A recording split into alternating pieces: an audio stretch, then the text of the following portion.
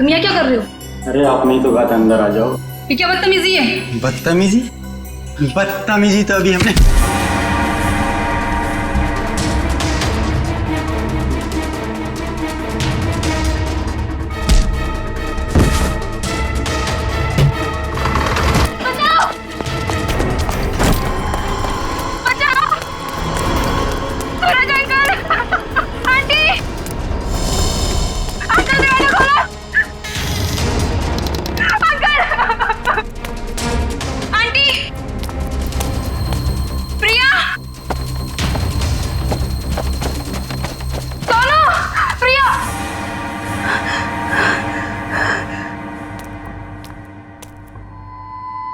सोनू,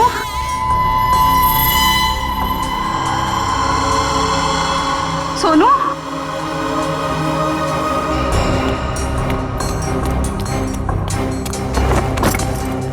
ये दरवाजा ही बंद है। सोनू कहाँ चला गया? सोनू,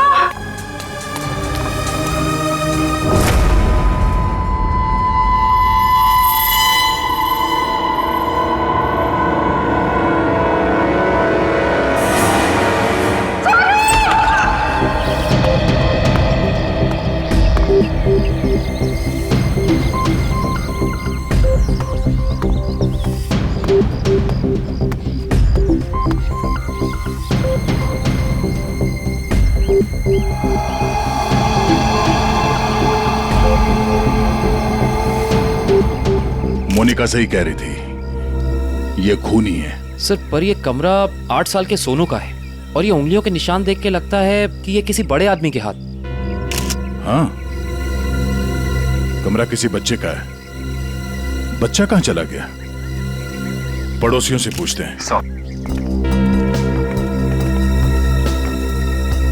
अच्छा, आप में से किसी ने सूरज को अपने परिवार के साथ कहीं जाते हुए देखा? नहीं साहब। सर, कल रात को सूरज और उसकी पत्नी रीना को घर से बाहर जाते हुए मैंने देखा था। कहाँ जा रहे थे वो? सर वो तो पता नहीं, लेकिन दोनों बच्चे घर में ही थे। बच्चे साथ में नहीं गए? नहीं सर, जब वो बाहर जा रहे थे तो दोनों बच्चे उन्हें खिड़की से बाय बाय कर रहे थे। सर, हाँ? सोनू और प्रिया के माँ बाप का फोन नहीं लग रहा है। एक काम करो, इन दोनों के कॉल डिटेल्स निकालो। सर, आपने कहा कि बच्चे घर में ही थे, मगर कमरे में तो बच्चे थे ही नहीं। मोनिका, जी सर। इस प्रिया का नंबर है ना तुम्हारे पास? जी सर। नंबर देना।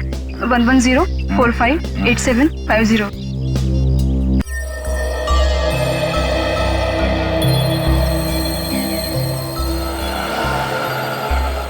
घंटी बज रही है, फोन नहीं उठा रही। सर, नाइट ड्यूटी वाला वॉचमैन आ गया है।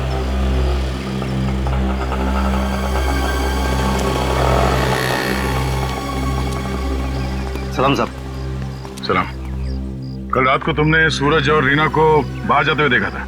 जी साहब। और उस वक्त दोनों बच्चे घर में ही थे? जी साहब, घर में ही थे। ये दोनों वापस कब आए? जब तक मैं ड्यूटी पे था साहब, ये लोग वापस नहीं लौटे थे। सर कहीं ये दोनों सुबह वापस तो नहीं आए? सर, मैं सवेरे 6 बजे से ड्यूटी पे हूँ। मैंने उन दोनों को घर वापस आते हुए नहीं देखा। अच्छा, किसी और को देखा था सूरज के घर में जाते हुए? जी नहीं साहब। कोई सूरज के घर में नहीं गया, बच्चे घर से बाहर नहीं निकले, तो बच्चे गायब कैसे हो गए? साहब, कल रात को प्रिया मैडम बाहर निकली थी। कहाँ गई वो? करीब 11:30 बजे उस तरफ गई थी। इस तरफ? जी सर। ठीक है, थैंक यू सर। वो कुरियर वाला जिसने मोनिका से छेड़खानी की थी, वो पकड़ा गया।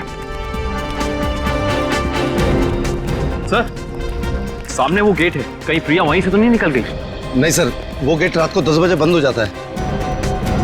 सर, प्रिया के मोबाइल का लोकेशन यहीं का दिखा रहा है, ये देखिए। मतलब प्रिया यहीं कहीं है?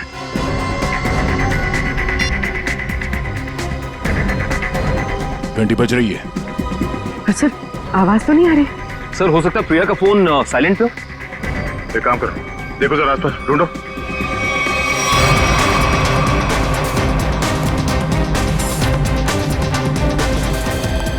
हुआ? सर, सारी गाड़ियां साफ, कुछ भी नहीं। ये गाड़ी किसकी है? इस गाड़ी की चाबी क्यों नहीं आई? हाँ? किसकी गाड़ी है वो? सर ये चेतन की कार है। तो चेतन कहाँ है? चेतन को बुलाओ। मोहन जी अपने भतीजे को बुलाइए ना। अरे चाबी लेने गया, बस अभी आता ही होगा। ये लो आ गया। आइए चाबी दीजिए। बढ़िया चाबी लेने वाले हैं। हम कोई मुजरिम है क्या जो हमारे पे चेक करते जा रहे हो और हमारी कार की तलाशी भी लेना चाहते हो?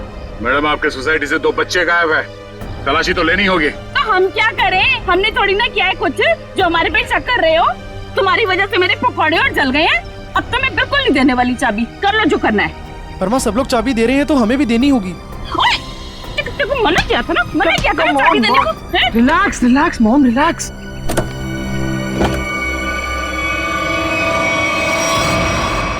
ओह नो। रुकिए, आप लोग रुकिए प्लीज। पीछे हटिए। चलो एक मिनट।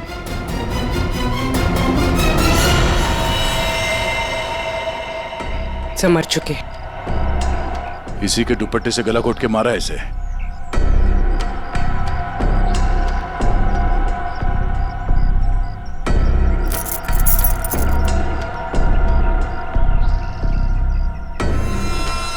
सर ये सेलफोन और ये चाबी।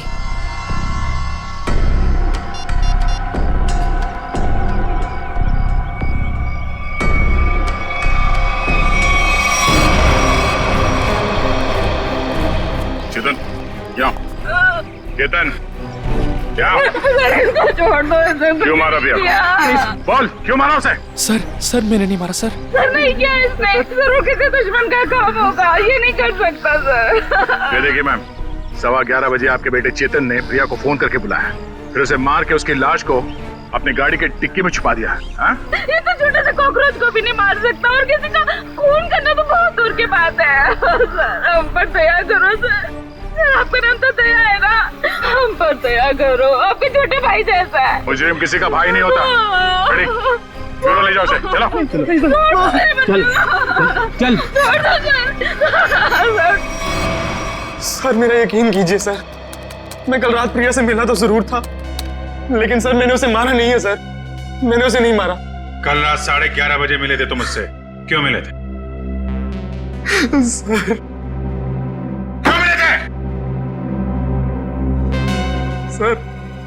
सर मैं अक्सर उसे फोन करके परेशान किया करता था।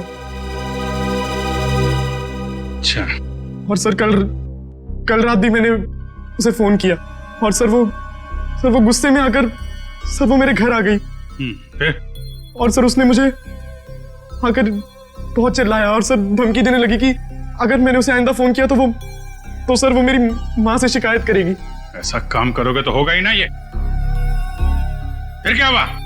सर मैं उसे समझा बुझाकर बाहर ले आया और सर फिर वो अपने घर चली गई। झूठ बोल रहे हो तुम, झूठ बोल रहे हो। वो वापस नहीं गई, तुमने मार डाला उसे गला दबा के और उसकी लाश को ठिकाने लगाने के लिए डिक्की में रख दिया। लेकिन सुबह हंगामा हो गया और हम लोग आ गए और तुम पकड़े गए, समझे? नहीं सर, मैं प्यार करता था सर उससे। सर मैं क्यों मारूंगा उसे सर, क्यों मारूंगा उसे सर, क्यों? चेतन, ओ चेतन! अरे माँ की ममता से बड़ी कोई चीज होती है क्या जो मेरी आंखों के सामने मेरे बच्चे को उठा ले? चेतन! अरे रुको ममता वाली माता रुको। ऐसे धड़धड़ाते हुए कहाँ जा रही है? चुप रहो जी। माँ की ममता के आगे पहाड़ नहीं टिक सकता। तुम लोग क्या चीजों? चेतन मेरा बच्चा, चेतन क्या हाल है? देख 2 घंटे में तेरी क्या हालत हो गई है। सूख गया है मेरा बच्चा। ठीक तो है ना तू? नहीं माँ मैं बिल्कुल ठीक हूँ। चुप कर। हाँ ठीक है तू? क्या हालत कर दी है तुम लोगों ने मेरे बच्चे की? तुम लोग क्या समझो माँ के दिल की तकलीफ को? ये तो माँ ही है जो बच्चे की शक्ल देख के उसके दिल की हालत जान लेती है। मुझे पता है तू 2 घंटे से भूखा है। अरे नहीं माँ, मुझे बिल्कुल भूख नहीं है। मैं अपने हाथ से खाना बनाकर लाई और तू कह रहा तुझे भूख नहीं है? जल्दी खा पकोड़ा। देख कम लोगों को नसीब होता है माँ के हाथ का खाना, समझ आई ना? चावल खाएगा? चावल भी लाई हूँ। नहीं माँ बस। ठीक है, जब भूख लगे ना दोबारा खा लेना। अच्छा खाना पीना हो गया तो काम की बात करें। और पूछो जी जो पूछना है। खा तो मेरा बेटा रहा था, मैं थोड़ी ना खा रही थी। आपके बेटे की कार की डिक्की में लाश मिली है, लाश, समझिए आप। और लॉक के साथ कोई छेड़खानी नहीं की गई है। इसका मतलब उसे ओरिजिनल चाबी से खोला गया है। और जैसा कि अभी अभी आपके बेटे ने बताया कि कार की चाबी इसके अलावा और किसी के पास नहीं होती थी। और अगर किसी और ने खोला है तो उसने डुप्लीकेट चाबी का इस्तेमाल किया है। और दूसरी चाबी तो मेरे पास है जी, घर में रखी है कबर्ड में। क्या? आपके पास है डुप्लीकेट चाबी? और क्या? बेटी, जरा इनके घर जाओ और वो डुप्लीकेट चाबी लेके आओ। मैं सर? हाँ हाँ चलो, साथ में अपने हाथ के पकौड़े भी खिलाऊंगी चाबी के साथ साथ। अरे सर, मुझे क्यों फंसा रहे हो? पता नहीं ये क्या करेगी मेरे साथ। खुसुर बुसुर क्या कर रहे हो? चलना तो चलो, नहीं तो अपने घर बैठो। मैं चली। हाँ चलो। सर सूरज और रीना के सेलफोन की लोकेशन वाशी हाईवे क्रॉस करने के बाद स्विच ऑफ बता रहा है। अच्छा, रहते अंधेरी में और वाशी की तरफ घूम रहे हैं। एग्जैक्टली। तो सूरज और रीना ने अपने बच्चों को घर पे छोड़ दिया। बेटी मारी गई और 8 साल का बेटा गायब है। ये दोनों जा कहाँ रहे? एक काम करते हैं, इस हाईवे पे जितने भी टोल नाका हैं, वाशी, पनवेल, लोनावाला, सबकी फुटेज मंगाते हैं। पता चल जाएगा कहाँ जा रहे हैं। ठीक है, थैंक यू सर। सूरज के फ़ोन रिकॉर्ड से पता किया है कि 8 से 9 के बीच में उसे बार बार एक नंबर से फ़ोन आ रहा था। किसका नंबर है वो? सर किसी तरुण नाम के आदमी का है। तरुण? चलो इस तरुण से मिलते हैं। जी तरुण? जी हाँ। लेकिन आप लोग? हम लोग सीआईडी से हैं। ओ सीआईडी? आइए प्लीज अंदर आइए। आइए। बढ़िया है सर। सूरज और रीना कहाँ है?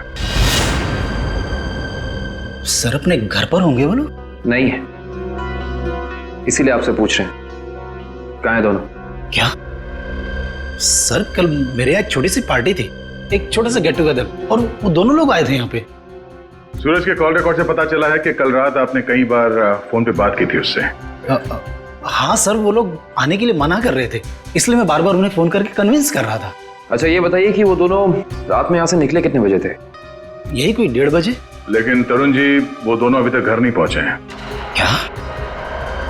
तरुण जी, कल रात आपके पार्टी में जितने भी मेहमान आए थे उन सब की डिटेल चाहिए हमें, और सूरज के बारे में कोई जानकारी मिले तो हमें इन्फॉर्म जरूर करना।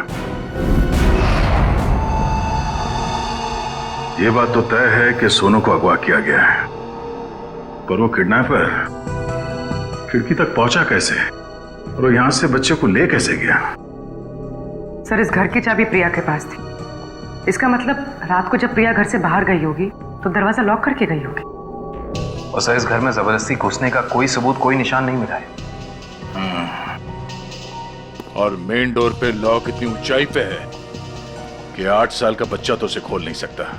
सर वाटर पाइप के सहारे चढ़ के भी कमरे में आना पॉसिबल नहीं लगता सर। एक मिनट, पॉसिबल है।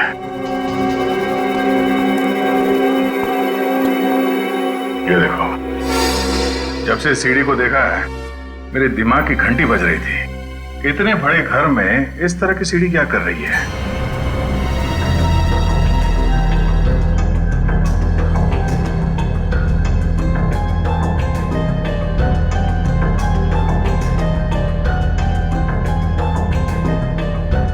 सेवन 11 20 23 27 35 38 42 56 59 70। सर आगे और भी है। 70, 71, 72, 73।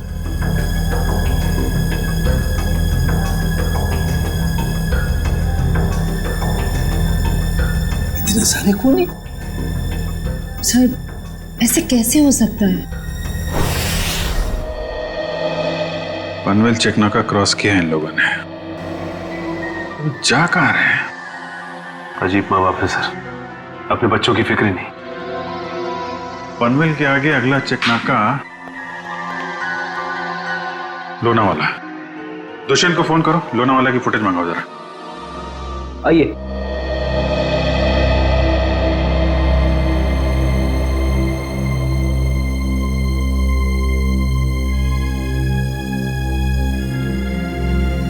क्या हुआ? नहीं मिली चाबी? नहीं मिले। मुझे पता था।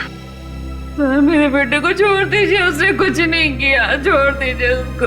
पहले आप ये बताइए कि आपके कबर्ड में डुप्लीकेट चाबी है, इसके बारे में और कौन कौन जानता था? मैं, मेरा पति और मेरा बेटा बस। आप जरा ध्यान से याद करके बताइए, पिछले एक हफ्ते में आपके घर में कौन कौन आया था? बताती हूँ। एक मिनट, मैं लिखता हूँ, आप बताइए। मेरा भाई, उसकी बीवी, मेरे पति के दोस्त और मेरा देवर, उसके दोस्त भी आए थे और मेरी बहन। बस इतने ही लोग आए थे। बस, और कोई नहीं? जी। मेरे दोस्त राकेश, ललित और जोगी भी आए थे। हैं? वो ये कब आए थे? रविवार को, जब आप घर नहीं थी। मैंने तुझे मना किया था ना कि इनको घर लेकर मत आना। क्यों लेकर आया तू? वो हमारा कुछ प्लान था। क्या प्लान था? देखो, अगर तुम सच्चाई नहीं बताओगे तो खूनी पकड़ा नहीं जाएगा और तुम यही परेशान होते रहोगे। वो हमारा ड्रिंक्स का प्लान था। हे भगवान, ये दिन देखने रह गए थे तो शराब भी पीने लग गया। हे भगवान, मेरी तो किस्मत फूट गई। मुझे जोगी ने सिखाया होगा, करोड़पति ने सिखाया होगा। मना किया तो उससे मत बात कर। वैसे एक बात है सच, देखो मैं कैसे सीधा करती हूँ। ये किसी एक आदमी का काम नहीं लगता है। बच्चे को लेके जाना, प्रिया को मारना, सीढ़ी का इस्तेमाल करना। हाँ डॉक्टर साहब, क्या पता चला इस सीढ़ी से? अरे भाई, इस सीढ़ी से तो बहुत बातें पता चली हैं। तो बताइए ना सर अपनी खोज के बारे में। इस सीढ़ी पे से हमें 80 लोगों की उंगलियों के निशान मिले। उंगलियों के निशान चाहे 80 लोगों के मिले होंगे, लेकिन इस सीढ़ी पर से चढ़ के सिर्फ 2 ही लोग गए। डॉक्टर साहब, ये बात सीढ़ी को फॉरेंसिक में लाने से पहले हमें पता था। यार दया, तुमसे उम्मीद नहीं थी यार। अरे यार, पहले मेरी पूरी बात सुन लो, समझ लो, उसके बाद अपना कमेंट करना, ओके? तुम्हें सिर्फ ये बात पता है ना कि इस सीढ़ी पर से 2 आदमी गए। ये तो पता नहीं है कि वो 2 आदमी सीढ़ी पर से उतरे नहीं। मैं बताता हूं। देखो, जब 2 आदमी सीढ़ी पर से चढ़ेंगे तो ऐसे सीढ़ी को पकड़ करके ऊपर चढ़ेंगे। 2 अलग अलग लोगों की उंगलियों के निशान उस सीढ़ी पे फ्रीक्वेंट इंटरवल में आएंगे, जो कि हमें इस सीढ़ी पर से मिले। लेकिन वही लोग जब उतरेंगे तब भी तो इस सीढ़ी को ऐसे पकड़ करके उतरेंगे ना, तो उतरने के भी निशान आने चाहिए। वो उतरने के निशान हमें नहीं मिले। इसलिए मैं कहता हूं कि सीढ़ी पर से 2 आदमी चढ़े तो हैं लेकिन उतरे नहीं। और एक बात, ये सीढ़ी बनाने में 5 अलग अलग लकड़ियों का इस्तेमाल किया गया है। ऐसे लगता है कि जो भी लकड़ियां मिली बस काट पीट के बना दिया। तो इसका मतलब ये सीढ़ी बनाने वाला आदमी अनाड़ी था। करिश्मा यही है कि सीढ़ी बड़ी करीने से बनाई गई है। इस सीढ़ी को देख करके कहीं से नहीं लगता है कि किसी नौसीखे ने बनाई है। और हाँ, इस सीढ़ी पर ये जो स्क्रूज का इस्तेमाल किया गया ना, एकदम नए स्क्रू। मुझे तो लगता है ये सीढ़ी हाल ही में कोई 2-4 दिन में ही बनाई गई। और एक बात, इस सीढ़ी ने अपनी लंबाई के बारे में एक बात मेरे कानों में कही है, मैं बताता हूं।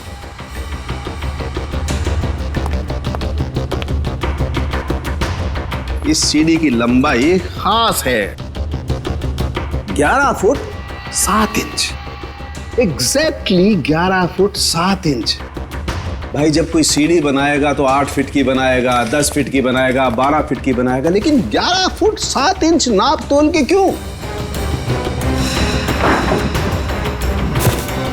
ये सीढ़ी तो इस खिड़की के माप का है। तो मतलब इसे खास तौर से सोनू के घर के लिए बनाया गया? तो अब भी सवाल वही है, ये सीढ़ी सोनू के घर पहुंची कैसे? अब जरा इन फोटोज को गौर से देखो, शायद कुछ याद आ जाए।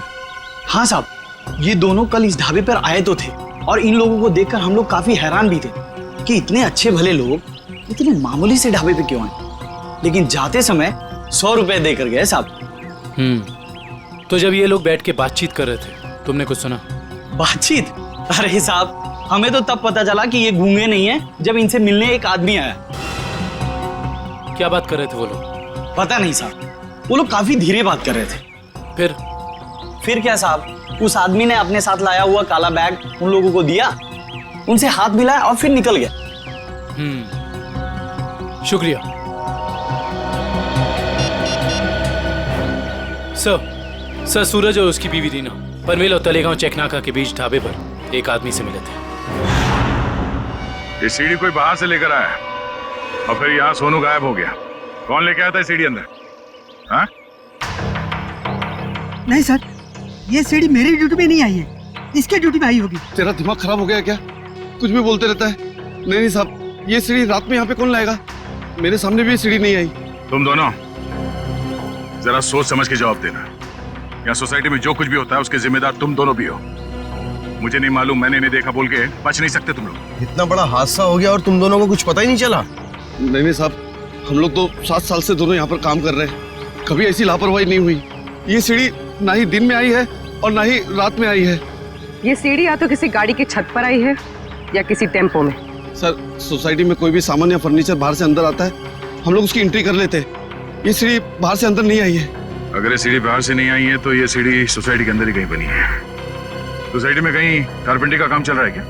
हाँ सर, वहाँ जगन साहब क्या? जगन साहब?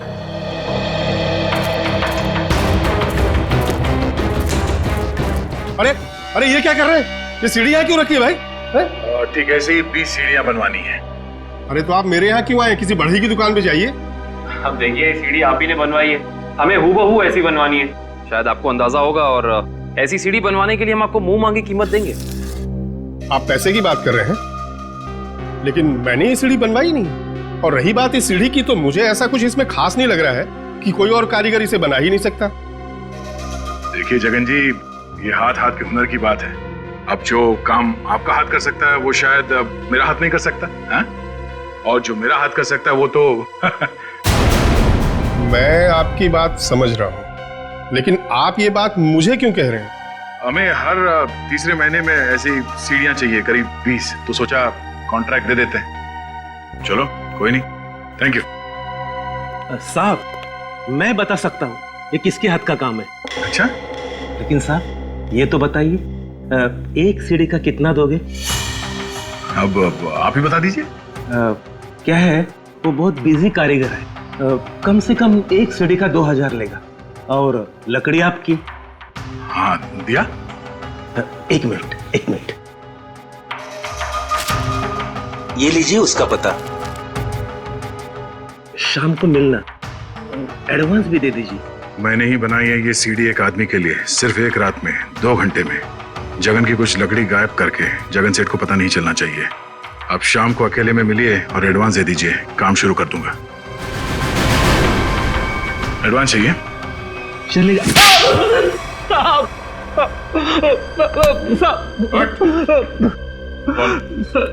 किसके लिए बनाई है सीढ़ी?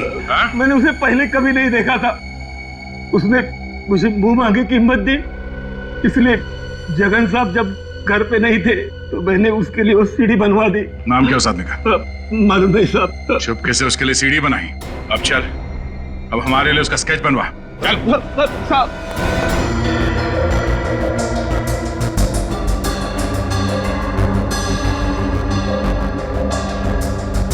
देर हो गई है, सूरज की कार लोनावाला तो नहीं पहुंची है। फिर इसका मतलब अभी भी वो लोग पनवेल और लोनावाला के बीच में है। रेडी? दुष्यंत को फोन करो। लोनावाला और पनवेल के बीच में जितने भी होटल हैं, ढाबे हैं, सब जगह पूछताछ करें। किसी ने तो देखा होगा गाड़ी को। Yes sir. श्रेया, जरा फिर से चेक करते हैं। वाशी टोल नाका चेक करो।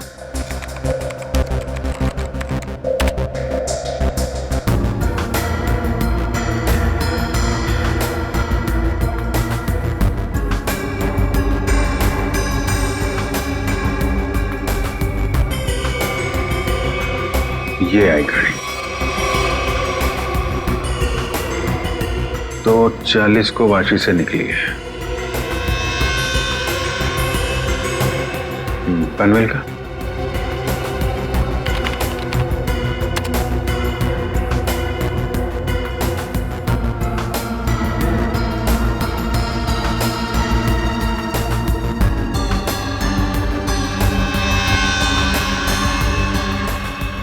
ये आई बॉस, 3:10 को पनवेल पहुंची और लोनावाला नहीं। 1 मिनट, ये सूरज की गाड़ी के पीछे की जो गाड़ी है, ये गाड़ी मैंने वाशी में भी देखी है। वाशी का फोटो चलेगा ना?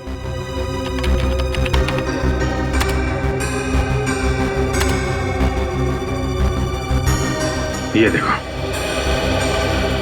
ये गाड़ी वाशी में भी सूरज के पीछे, पनवेल में भी गाड़ी सूरज के पीछे, और लोनावाला के फुटेज चेक करो, ये गाड़ी वहां से निकली है कि नहीं।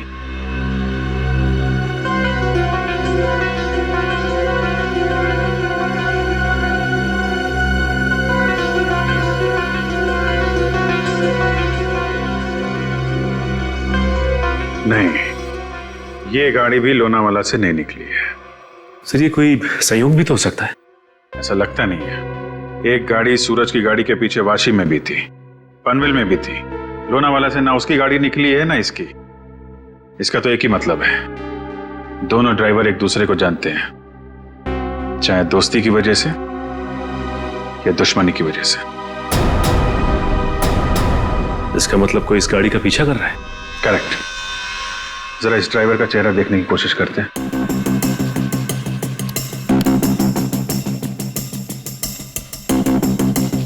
जूम करो इस पे। ये तो वही आदमी है ना जिसका इसका हीरो ने बनवाया था।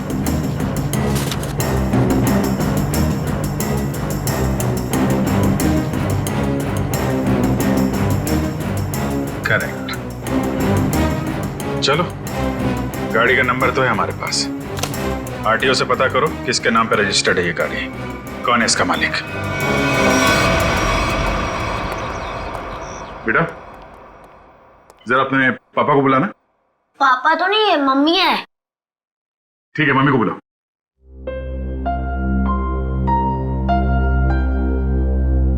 वैसे आप लोग कौन है?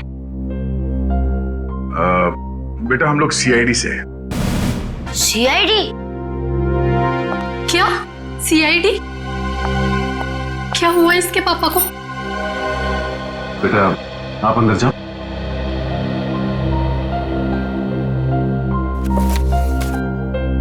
सर, क्या किया है बोनी ने?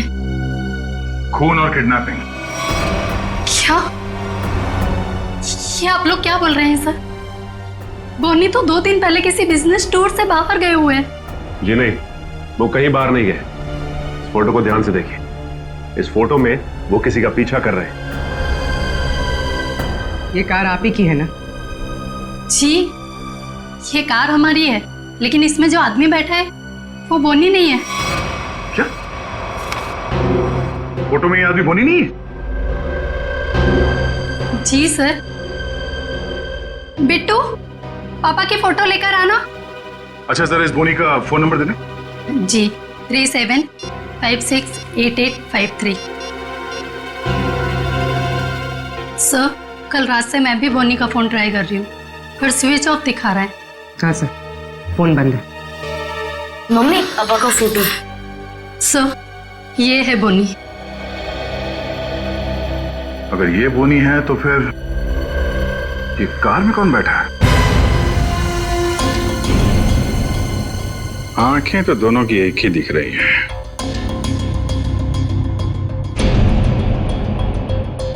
फिर ये काम करो, या तो बोनी को दाढ़ी लगा दो या इसकी दाढ़ी हटा दो। दाढ़ी लगाने में बहुत टाइम जाएगा सर, हजामत कर दे दो इसकी बिना पानी के। हाँ,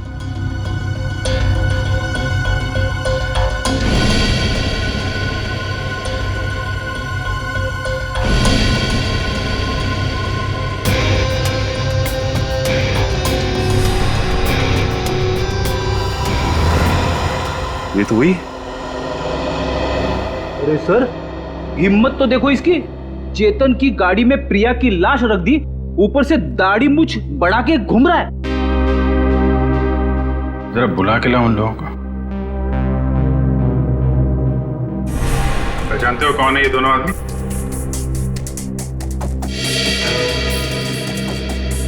सर, यही वो दाढ़ी वाला आदमी है जो मेरे पास सीढ़ी बनवाने आया था।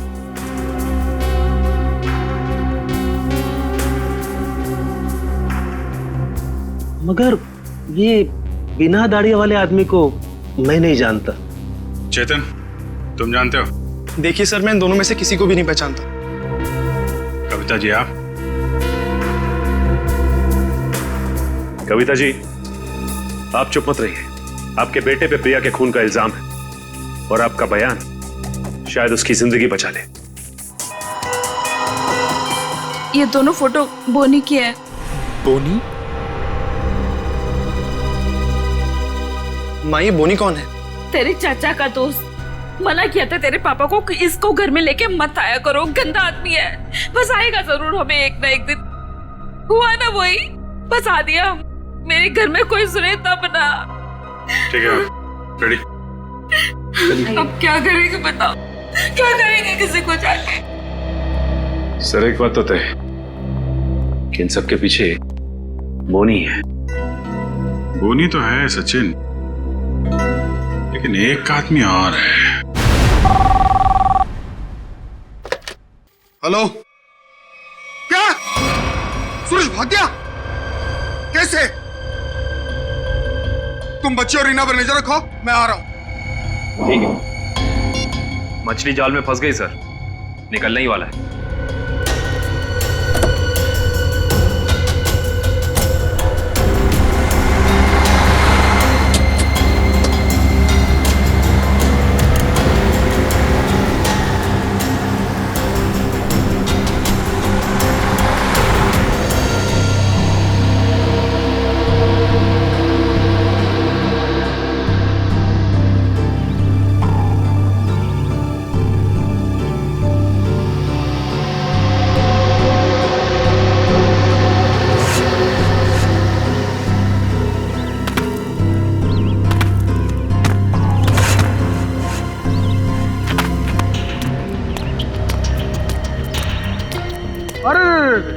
सूरज जी, रीना जी, अरे आप दोनों तो यहाँ पर बिल्कुल सही सलामत।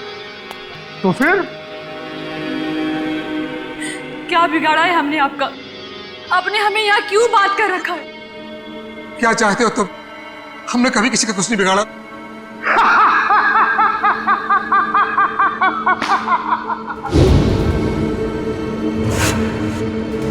तकलीफ देने वालों को तकलीफ मिलनी चाहिए। अपना मुंह बंद करके चुपचाप खड़े रहो, वरना मुझसे बुरा कोई नहीं होगा, समझे? बोलिए!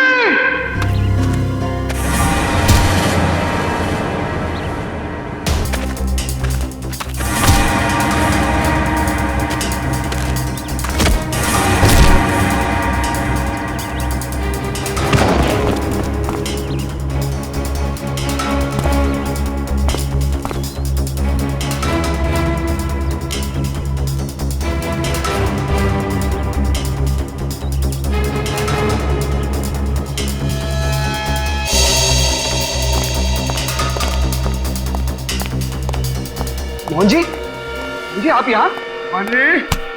पानी जब ये दोनों यहाँ बंधे हुए हैं तो फिर तूने मुझे फोन करके ये क्यों कहा कि सूरज भाग गया? अरे मैं आपको फोन क्यों करूंगा?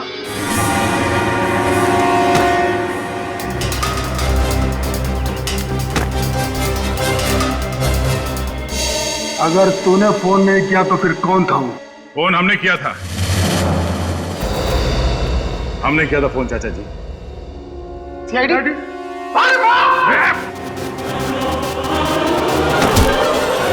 कहाँ भाग रहे हो? हाँ? यहां से सीधे ससुराल जाना है तुम्हें।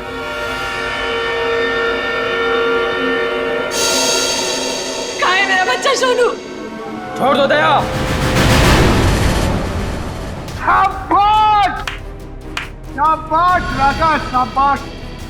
हाँ तो दया, अब बताओ इसकी रूह कहाँ पे? सर मेरे बच्चे को बचा लीजिए, नहीं तो मेरे बच्चे को मार देंगे। सोच क्या रहे हो दया? हमें छोड़ दो और जाने दो, वरना बच्चों को फेंक देंगे। अरे बेटी तो पहले खो चुकी है, अब बेटा भी जाए। नहीं, शरीना छोड़ दीजिए, मेरे बच्चे को बचा लीजिए सर।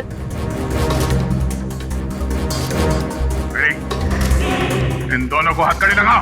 अरे सर सर आप क्या बोल रहे हैं? नहीं सर हमारा बच्चा नहीं सर, आप इनको छोड़ दो सर, मैं आपके हाथ छोड़ता हूँ, आप छोड़ दो इनको सर।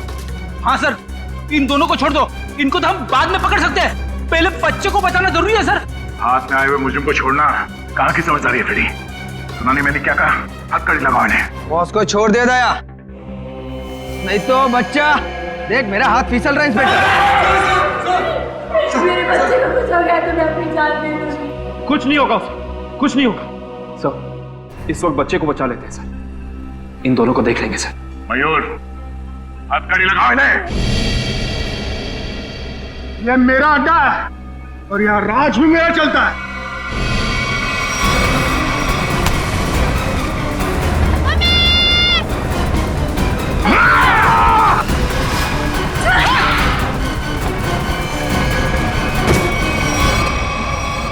बेटा तुम ठीक हो? संभालिए इसे। चल जल्दी जल्दी।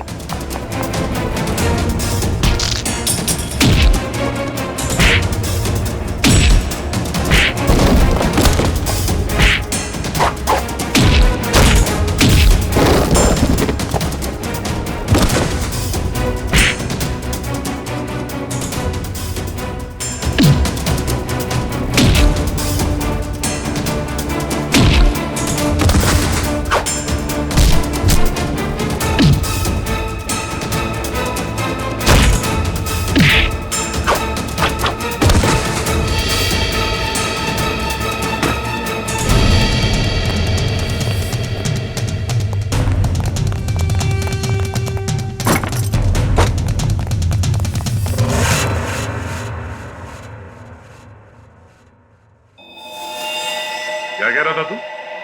हाँ? तेरा यहाँ राज चलता है?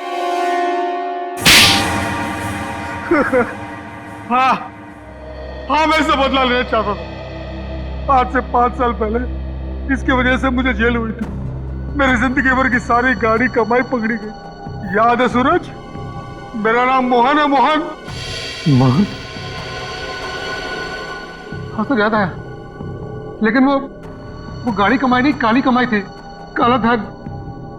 मैं एक इनकम टैक्स ऑफिसर हूँ। मेरी ड्यूटी है कि मैं इस तरह की काली कमाई को सरकारी खजाने तक पहुंचाऊं और साथ ही ऐसी काली कमाई करने वालों को जेल। अगर मैंने ऐसा किया तो क्या बुरा किया? और इस सब का बदला तुमने प्रिया का खून और सोनू को अगवा कर लिया। मैं इसे बर्बाद कर देना चाहता था।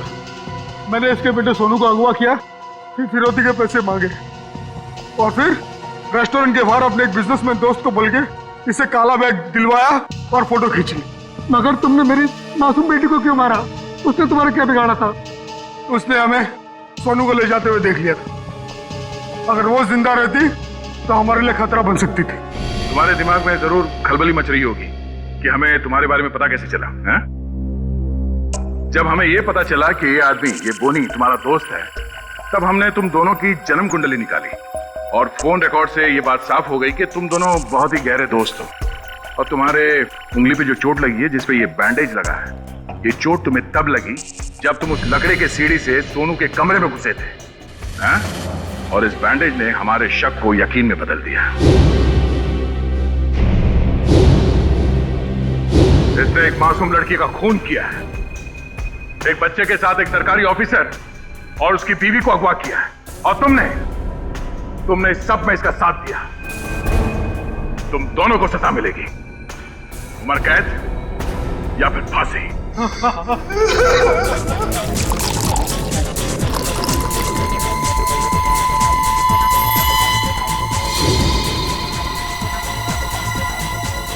रुको सपना, क्या कर रही हो तुम? कुछ नहीं, सासू माँ को जूस दे रही हूँ। जूस दे रही हो या जहर दे रही हो? बेटा ये तुम कैसी बातें कर रही हो? मम्मी जी आप इसी से पूछिए, इसने अभी अभी आपके जूस में क्या मिलाया है? सपना बताओ, तुमने अभी अभी जूस में जहर मिलाया है ना? मैंने इनके जूस में दवाई मिलाई है ब्लड प्रेशर की। लो, फिर से हमारा फैमिली ड्रामा शुरू हो गया। अच्छा, ब्लड प्रेशर की दवाई? तो फिर पी के दिखाओ इस जूस को। मैं क्यों पीऊं? भाभी आप ये कैसी बात कर रही हैं? आप हमेशा सपना के पीछे हाथ धोकर क्यों पड़ी रहती हैं? प्लीज एक सेकंड। सपना, क्या तुम्हें मम्मी जी ने कहा था जूस में दवाई मिलाने को। नहीं। तो फिर क्यों मिलाई जूस में दवाई? एक मिनट मैं 2 मिनट का बाथरूम चला गया, आप लोगों ने वर्ल्ड वॉर 3 शुरू कर दी। मैंने ही इससे कहा था जूस में दवाई मिलाने के लिए। सपना आज का डोज भूल गई थी तो मैंने कहा जूस में मिला दो। मुझे बहुत खुशी होती है ये देखकर कि मेरा परिवार मेरा कितना ख्याल रखता है, कितनी फिक्र है सबको मेरी। चलो मुझे जूस दो। I am sorry ladies and gentleman, please enjoy the party. Music please louder.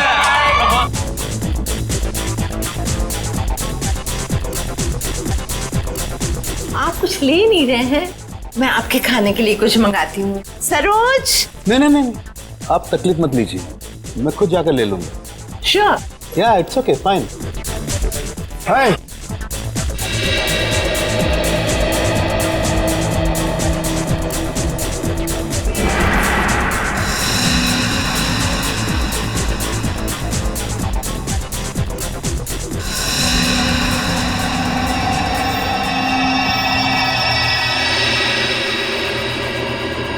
आनंद।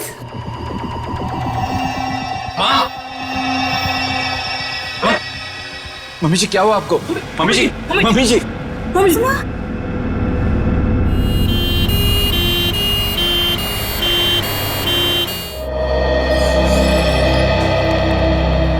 आइए सर, नमस्ते। मेरा नाम अहम है सर, मैंने आप लोगों को फोन किया था। अच्छा, अब कैसी है तुम्हारी मम्मी? डॉक्टर से इलाज कर रहे हैं सर, पता नहीं क्या होगा। घबराओ नहीं, सब ठीक हो जाएगा। जिस किसी ने मेरी माँ को मारने की कोशिश की है ना, उसको आप छोड़ना मत। एक बात बताओ अहम, क्या तुम्हें किसी पर शक है? मेरा मतलब है कौन कर सकता है ये तुम्हारी मम्मी के साथ? मुझे तो सभी पर शक है सर। अहम, कौन है ये लोग? CID। CID? पर किसने बुलाया इन्हें? मैंने बुलाया। क्यों? आप? जी मैं विकास, अहम का बड़ा भाई। क्योंकि आप में से किसी ने ही मम्मी की जान लेने की कोशिश की है। What nonsense! तुम अपने घर वालों पर शक कर रहे हो? आप घबरा क्यों रहे हैं भैया? कहीं आपको ये तो डर नहीं कि सपना भाभी की पोल खुल जाएगी? सर, पार्टी में मैं बताता हूँ क्या हुआ।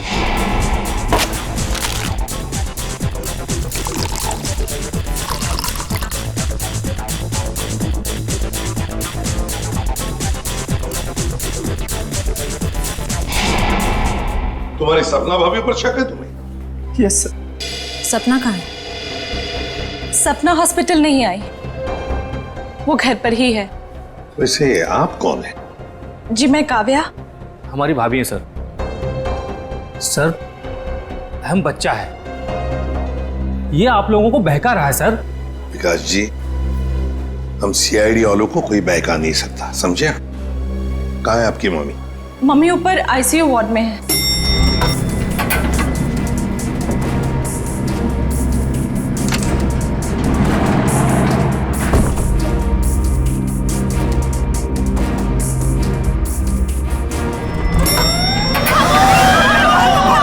ठीक है, आग लगी है लगता है।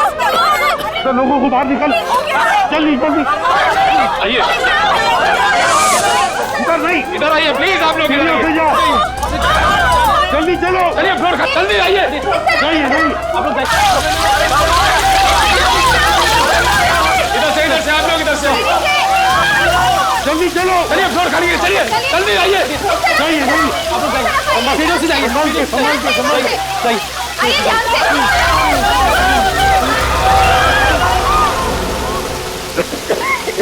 किशन, ये कोई आग वाला धुआं नहीं है, इसकी गंदी कुछ अलग है। ये धुआं किसी और चीज का है, किसी केमिकल का।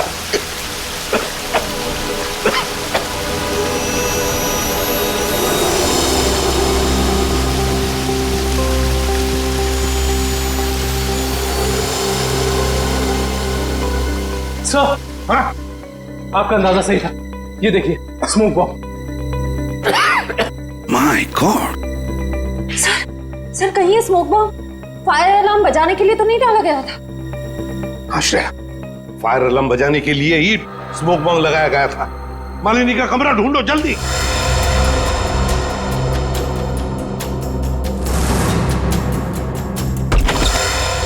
अरे बेड तो खाली है।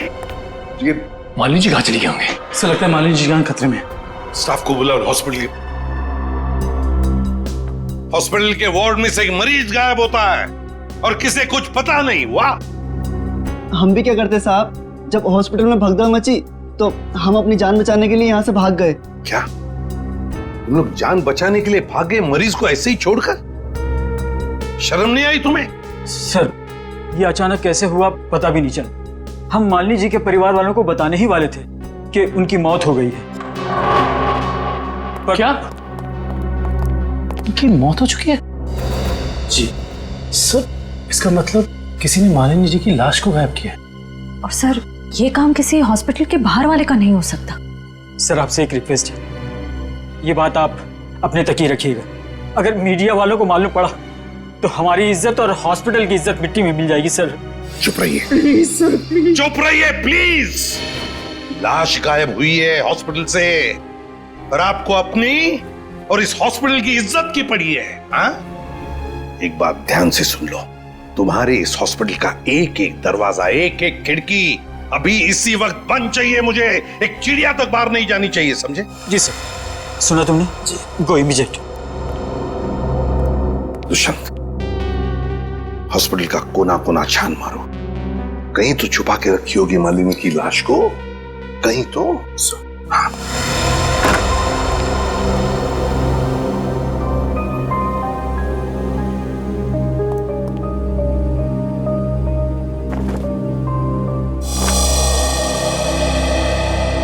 जरा एक बात बताइए, आपके मम्मी के साथ कमरे में कोई था उनकी देखभाल के लिए? जी सर, मेरे पति आनंद वहीं पर थे। आप मम्मी के साथ थे? तो फिर ये सब हुआ कैसे?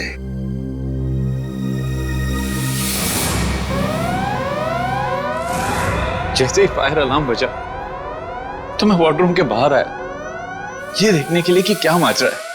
हर तरफ धुआं ही धुआं था। लोग पागलों की तरह यहां वहां भाग रहे थे। धक्का मुक्की में कुछ लोग मुझे मम्मी जी के वार्डरूम से बहुत दूर ले गए। जाकर भी मैं वार्डरूम तक नहीं पहुंच पा रहा था। किसी तरह जब मैं मम्मी जी के वार्डरूम में पहुंचा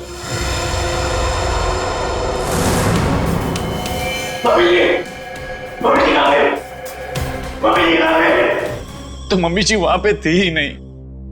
सर प्लीज प्लीज मम्मी जी को ढूंढ निकालिए। सर, हर जगह चेक कर लिया, मालिनी जी की लाश कहीं पर भी नहीं है। और सर, मॉर्ग में भी चेक किया, लाश वहां भी नहीं। इसका मतलब है जिसने भी ये किया है वो मालिनी की लाश को हॉस्पिटल के बाहर ले जा चुका है। काम करते हैं, हॉस्पिटल के गेट पर जो सीसीटीवी कैमरा लगा हुआ है उसका फुटेज चेक करते हैं।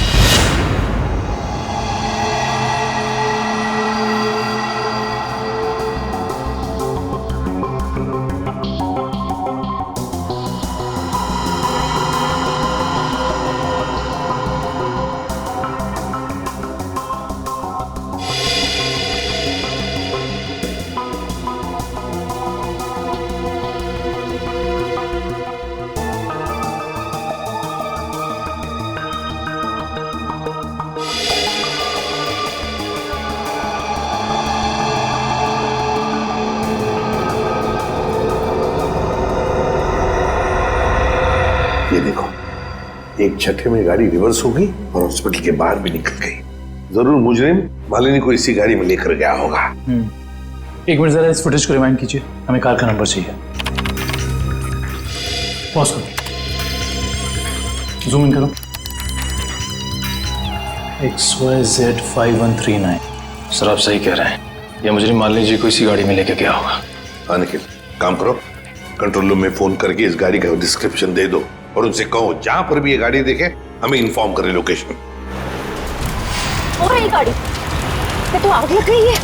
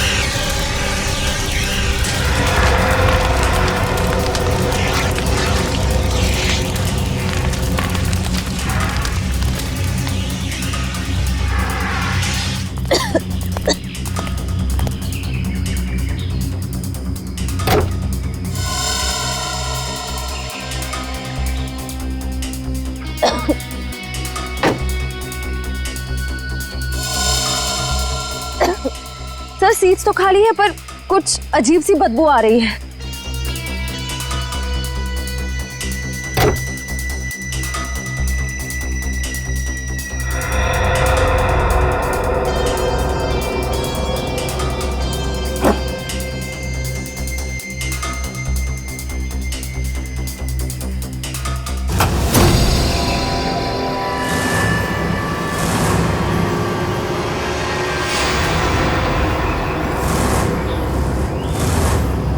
सर ये लाश तो जल चुकी है। शायद सबूत मिटाने के लिए खूनी ने मालिनी जी की लाश को जला दिया। आप इतने यकीन से कैसे कह सकते हैं कि ये लाश मेरी माँ की है? इसका चेहरा तो बुरी तरह जल चुका है। देखिए,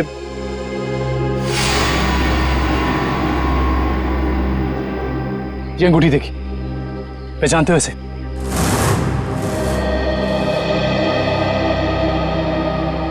तो मेरी माँ की अंगूठी।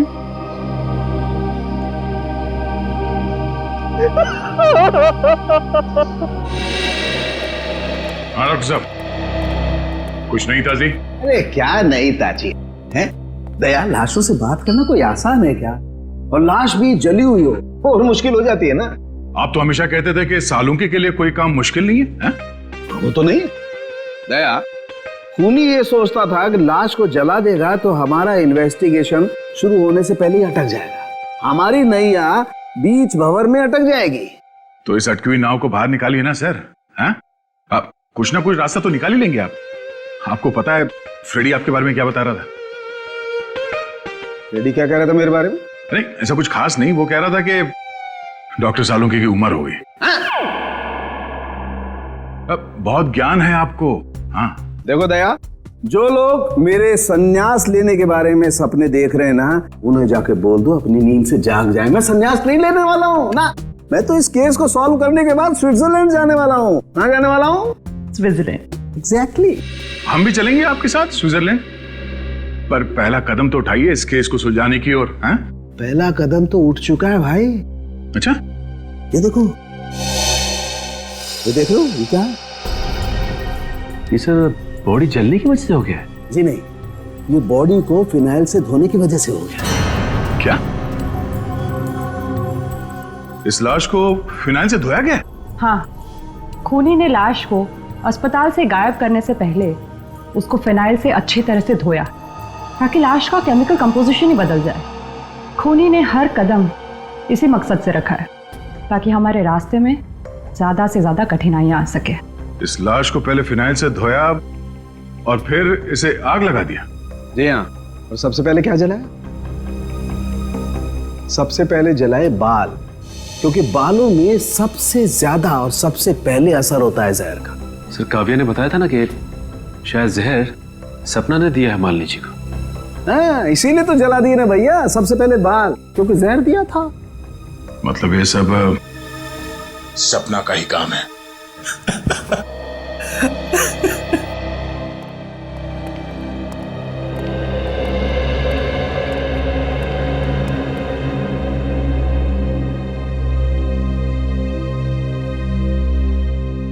सर आप लोग कुछ पता चला माँ की मौत की वजह क्या थी?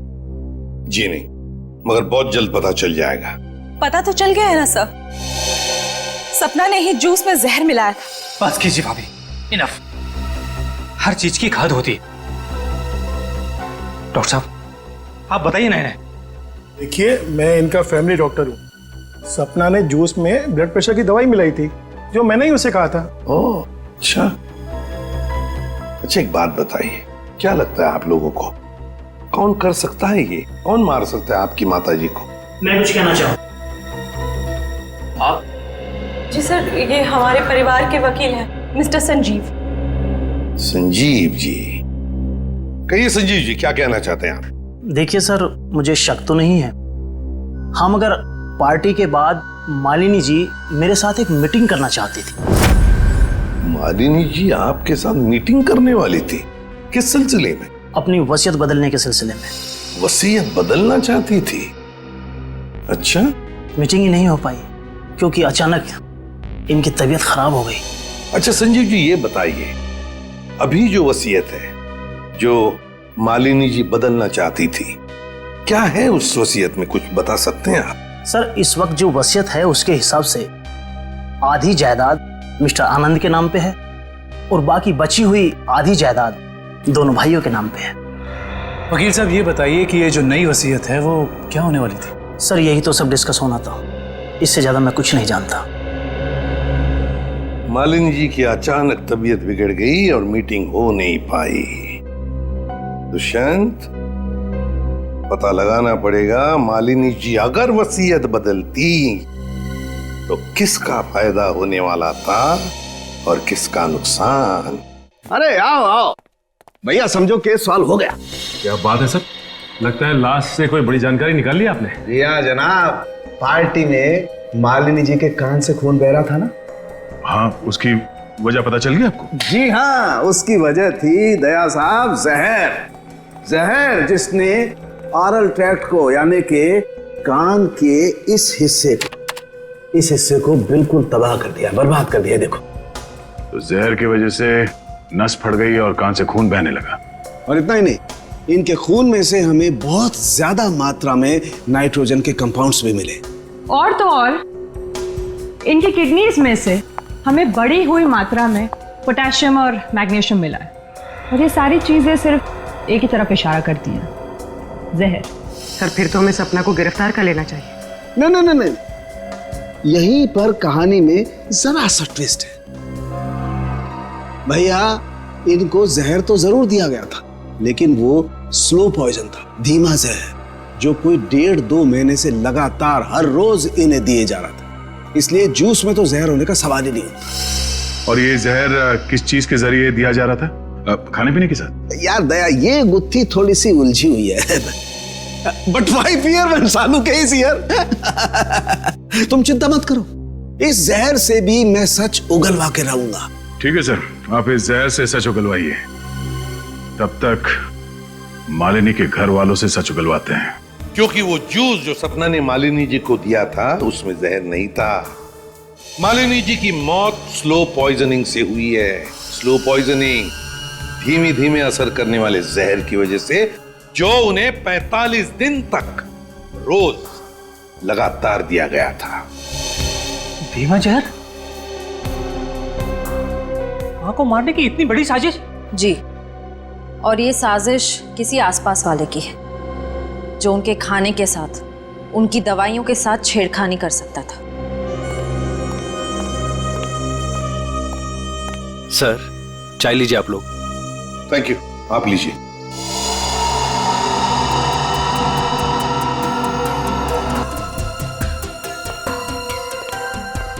एक मिनट, मैं पी लूं।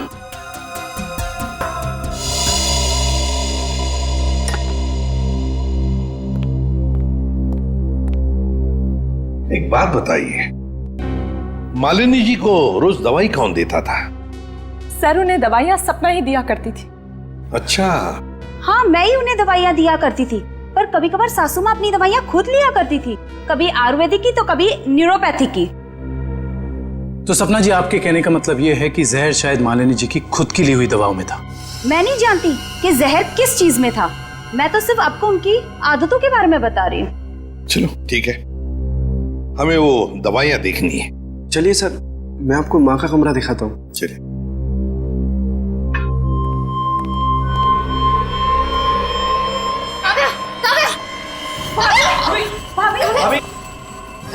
भाभी, क्या हुआ आपको? भाभी, सांस लेने में दिक्कत हो रही। सुरेश, पानी लाओ। अरे पानी लाओ। दुष्यंत, लता इनकी तबीयत बिगड़ती जा रही है, जल्दी से एम्बुलेंस बुला लो और हॉस्पिटल ले जाओ इसे। श्रेया, तुम भी जाओ साथ में। सब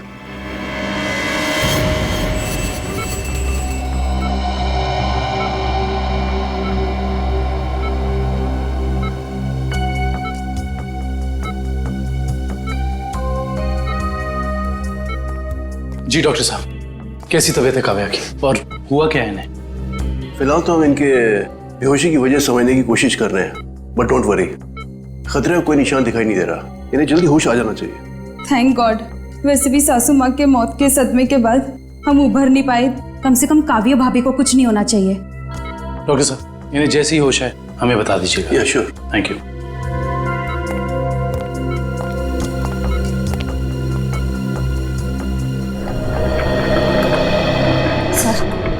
सर मुझे तो उस सपना पर शक हो रहा है।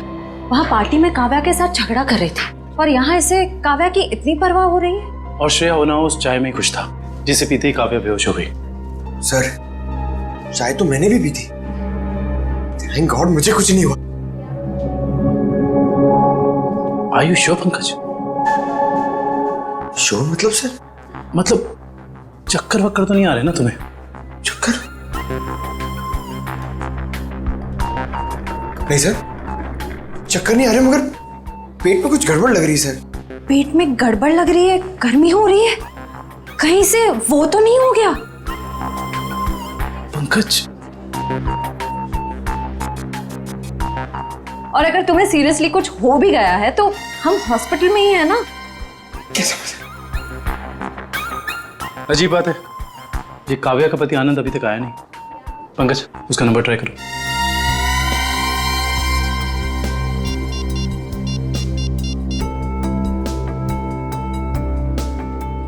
सर, उसका फोन बंद आ रहा है। सर, कहीं आनंद ने तो काव्या को चाय में जहर नहीं पिला दी? हो सकता है पंकज। सर, अगर चाय में जहर था तो हो सकता है कि नौकर भी शामिल हो। सर, क्या कहा डॉक्टर ने? क्या हुआ काव्या को? सर, डॉक्टर के मुताबिक काव्या की चाय में जहर था और पंकज रिपोर्ट से ब्यूरो गया है। काव्या की चाय में जहर था? सुरेश,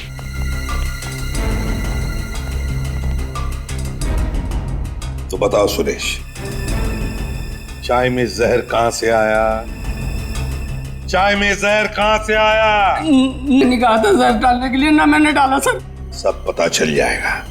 एक बात बताओ, जब तुम चाय लेकर आए थे तो चाय कहीं पर रख दी थी और कुछ दूसरे काम के लिए गए थे? हाँ साहब, याद आया। मैं सुबह जब चाय लेकर आ रहा था तो आनंद साहब ने मुझे कुछ खाने के लिए लेकर आने को कहा। अरे सुरेश, सिर्फ चाय? कुछ नाश्ता भी ले जाओ। कल रात से किसी ने कुछ भी नहीं खाया। जाओ। जी साहब।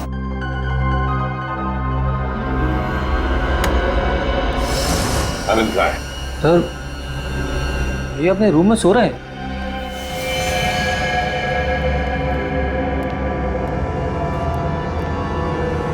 कहाँ है आनंद?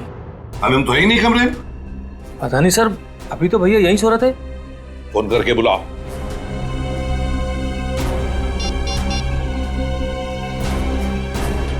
सर, घंटी जा रही, भैया फोन नहीं उठा रहे। घंटी बज रही है पर भैया फोन नहीं उठा रहे। सर, जब सुरेश चाय लेके आया था सर, बिस्किट तो था ही नहीं।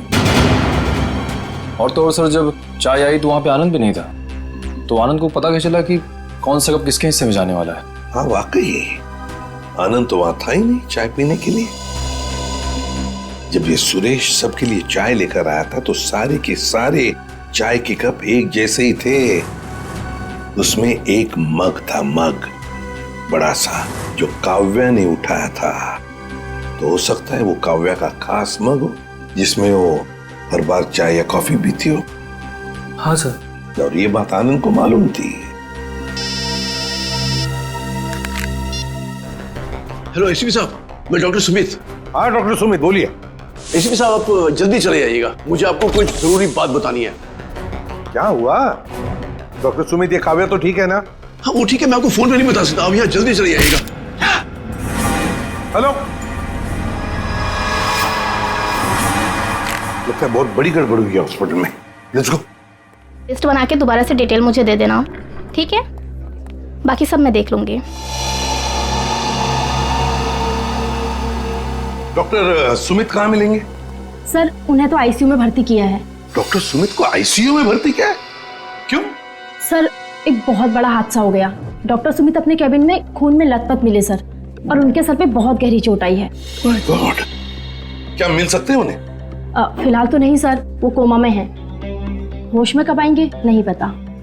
दुष्यंत, जरूर ये वही मुजरिम है जो ये सब कर रहा है। वो अभी भी हॉस्पिटल में ही है, पहले मालिनी के साथ और अब डॉक्टर सुमित के साथ। काव्या सर, कहीं उस मुजरिम का अगला निशाना काव्या तो नहीं? काव्या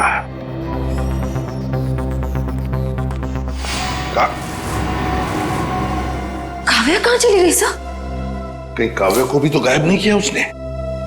श्रेया, ये जो भी कोई है, अगर इसने काव्या को भी गायब किया तो वो हॉस्पिटल के मेन गेट से ही बाहर जा सकता है। और सर, शायद डॉक्टर सुमित को भी उस खूनी के बारे में पता चल गया होगा, इसलिए उन पर भी हमला हुआ।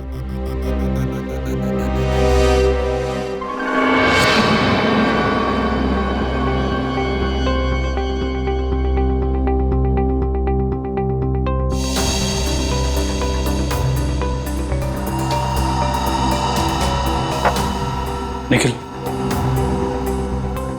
तो शायद डॉक्टर सुमित यहाँ फोन पर बात कर रहे थे और फिर पीछे से कोई आया और जोर से उनके सर पर वार किया और वो यहाँ नीचे गिर गए।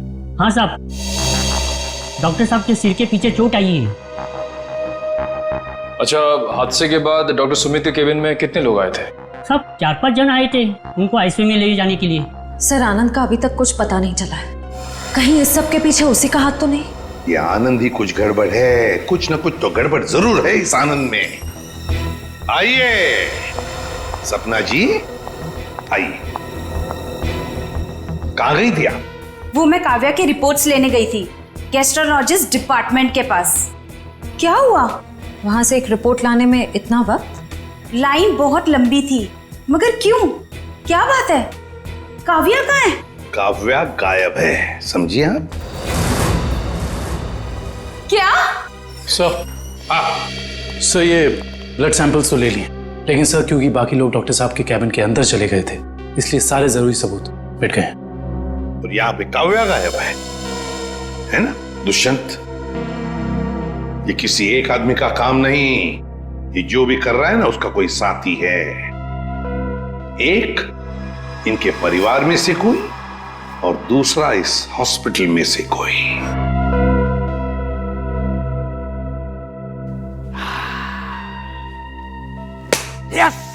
Yes, eureka! डॉक्टर साहब, क्या हुआ?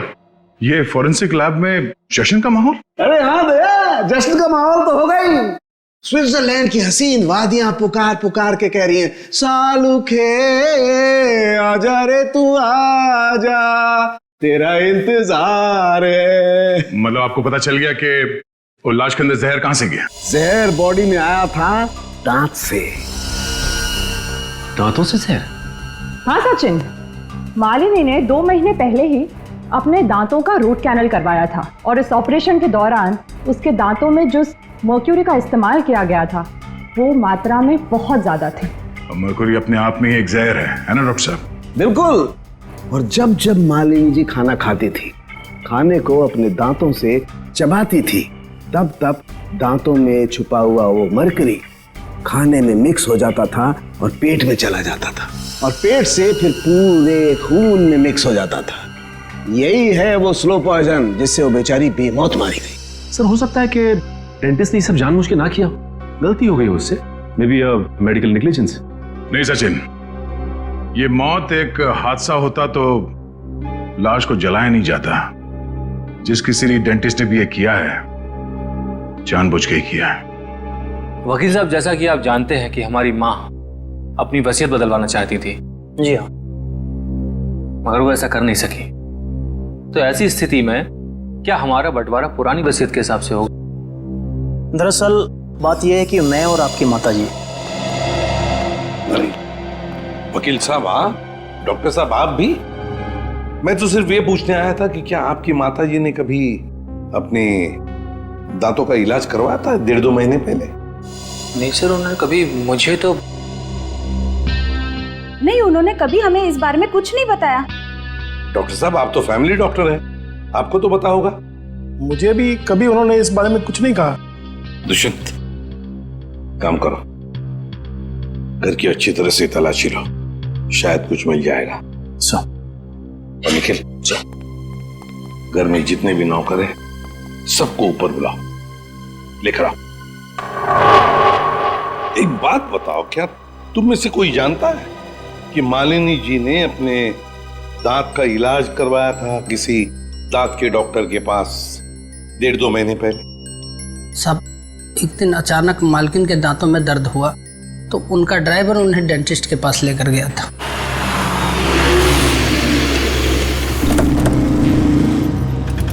सर यहीं पे छोड़ा था हमने उन्हें। उसके बाद किधर गई वो तो मालूम नहीं मुझे। ठीक है, आसपास जितने भी डेंटिस्ट है ना, सब चेक कर लेते हैं। तुम लोग उधर देखो।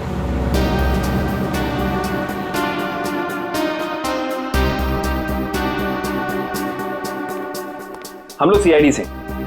क्या ये कभी आपके यहाँ इलाज कराने आई थी? No, I don't think so. ये यहाँ पर आए हैं। ध्यान से देखिए, ये 2 महीने पुरानी बात है। नो सर, ये लेडी कभी हमारे वहाँ इलाज के लिए नहीं आई। नहीं, मुझे नहीं लगता है यहाँ पर आए हैं। आई नॉर्मली मैं पेशेंट्स को याद रखती हूँ अपने। Thank you very much. Thank you sir उस साइड किसी भी डेंटल क्लिनिक में मालिनी को किसी ने पहचाना नहीं। अच्छा, यहाँ देख लेते हैं।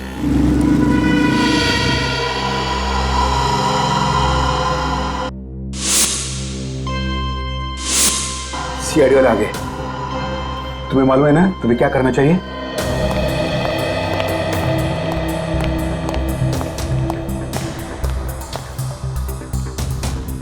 Excuse me. जी कहिए। हमें डॉक्टर से मिलना है। जी कहिए, मैं डॉक्टर कल्पना हूँ। आपके पास अपॉइंटमेंट है? डॉक्टर हम सीआईडी से।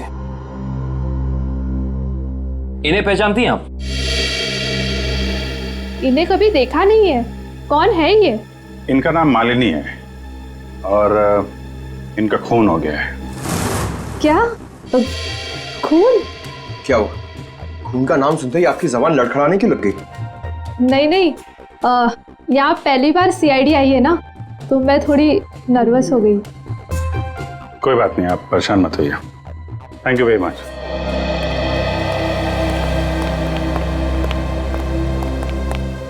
अरे सर, आप लोग अभी तो आए, इतनी जल्दी जा रहे हैं?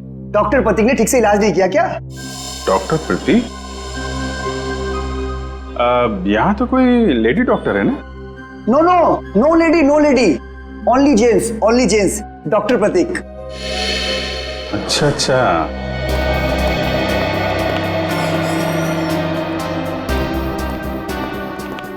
अरे सर, आप लोग फिर से आ गए? अरे वो क्या हुआ कि इनके दांत में दर्द होने लगा अचानक, तो वो जरा डॉक्टर से मिलना था। क्या नाम है उनका?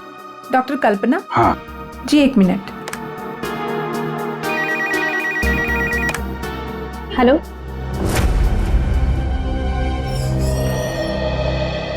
क्या हुआ सर? मेरे दांत में बहुत दर्द है, मगर मुझे एक जेंट्स डॉक्टर चाहिए।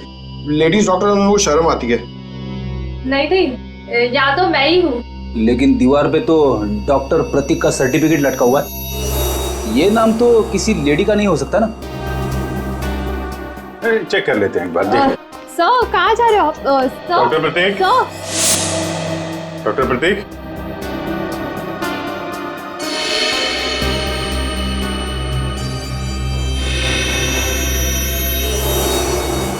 अरे डॉक्टर साहब क्या कर रहे हैं? आप चले जाइए यहाँ से। डॉक्टर साहब, कुछ गिर गया क्या यहाँ पे आपका? मैंने कुछ नहीं किया है। आइए आइए, बाहर आइए। आइए।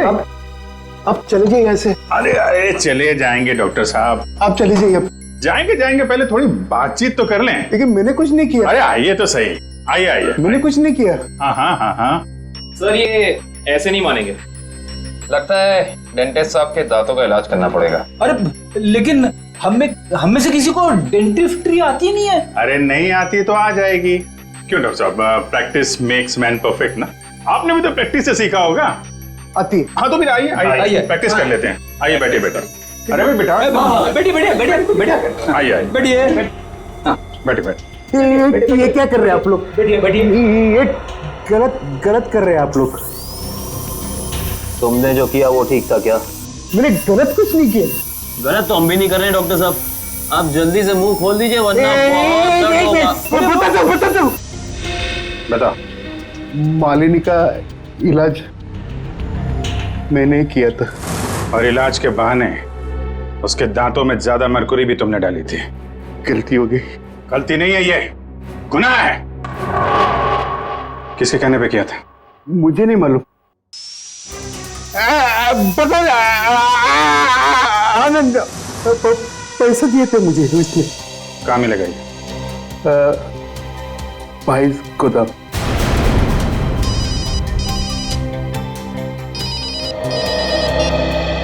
हाँ डॉक्टर सालुंके,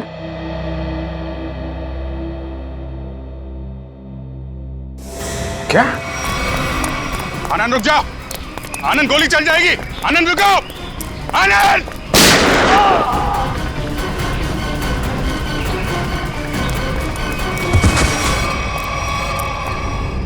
देखो आसपास, इसने काव्य को कहां छुपा रखा है?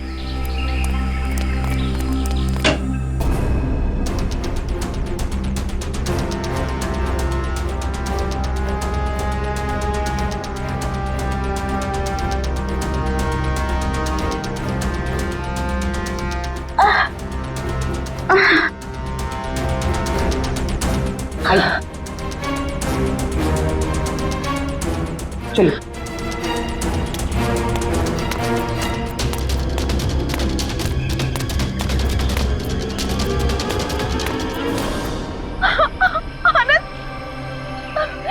ये क्या किया आप सबने? मेरे पति को मार डाला। आनंद उठो। सर, इनके प्यार को तो देखकर ऐसा लगता है कि अगर इन्हें ऑप्शन दिया जाए कि ये मर जाए और इनका हस्बैंड जिंदा हो जाए तो वो ऑप्शन जरूर ले लेंगी। क्यों नहीं सर, ये तो एक भारतीय नारी का फर्ज है ना। पर अफसोस, मेरे पति खुद ही मुझे जिंदा नहीं देखना चाहते थे। ये तो भगवान का शुक्र है कि मेरी चाय में जहर थोड़ा कम था, वरना आज आपको यहाँ मेरी लाश मिलती। अभिजीत, काव्या की चाय में जो दवाई के ट्रेसेस मिले हैं उससे किसी की जान नहीं जा सकती। एक मिनट, आपको कैसे पता चला कि आपकी चाय में जहर कम था? वो सर, अभी आप ही ने तो कहा। अरे हमने कब कहा? हाँ याद आया, आनंद ने बताया था। हाँ? आनंद कैसे बताएगा? आनंद बेचारा तो खुद ये बात नहीं जानता था। ये बात जानती थी तो सिर्फ एक औरत, और वो औरत तुम हो काव्या। आनंद, तुम जिंदा हो। मेरे साथ इतना बड़ा धोखा। क्या करें, लोहे को लोहा काटता है, उसी तरह धोखेबाज का एक ही इलाज है, धोखा। जब डॉक्टर प्रतीक ने हमें बताया कि आनंद 22 गोदाम में मिलेगा,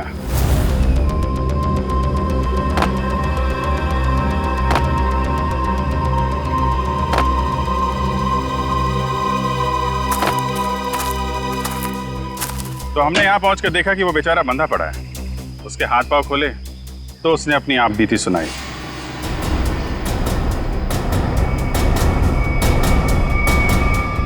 किसने किया ये सब? है ये सब मेरी देवी काव्या ने किया है सर। हाँ, कहीं कहीं छुपी हुई है। बस फिर क्या, हमने आनंद के साथ एक छोटा सा खेल खेल लिया, तुम्हारा असली रंग सामने लाने के लिए। तो ये सब ड्रामा था, लेकिन असली ड्रामा तो अब शुरू होगा। पीछे मुड़ के देखो।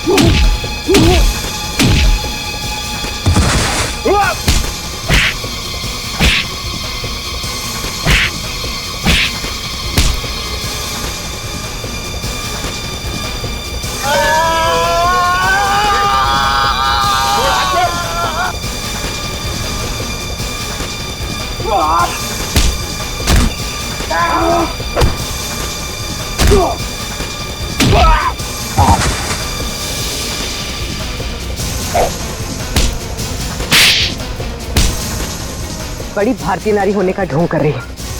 तुम जैसी नहीं होती भारतीय नारी।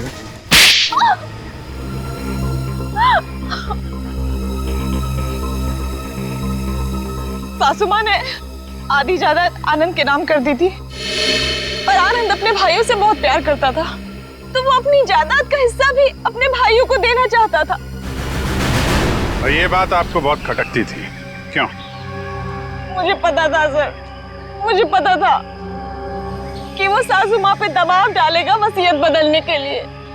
इसलिए तुमने उन्हें डॉक्टर प्रतीक के पास भेजा, उनकी दांत की तकलीफ का फायदा उठाकर, ताकि इससे पहले कि वो अपनी वसीयत बदले उनकी मौत हो जाए। हाँ सर, और मैंने प्रतीक से कहा अगर वो पकड़ा जाए तो मेरा नहीं आनंद का नाम ले, ताकि आपके सास यानी मालिनी जी के खून के जुर्म में आनंद यानी आपका पति फंस जाए, जिससे 25 करोड़ की आधी जायदाद आपकी हो जाए। हॉस्पिटल में डॉक्टर सुमित तुम्हारी सच्चाई जान गए थे, इसलिए उन पे भी हमला किया तुमने। मैं क्या करती सर, उसने मुझे फोन पे बात करते हुए सुन लिया था।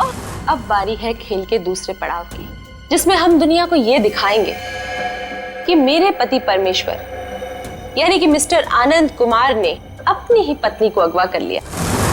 तो डॉक्टर सुमित को कोमा में पहुंचा दिया, अपने पति की किडनैपिंग की और मालिनी जी का खून कर दिया। दौलत की भूख मिटाने के लिए इतने सारे जुर्म किए तुमने, लेकिन सजा सिर्फ एक ही मिलेगी, फांसी। इस तरह के और भी एपिसोड देखने के लिए हमारे चैनल को सब्सक्राइब करें और बेल आइकन दबाना ना भूलें।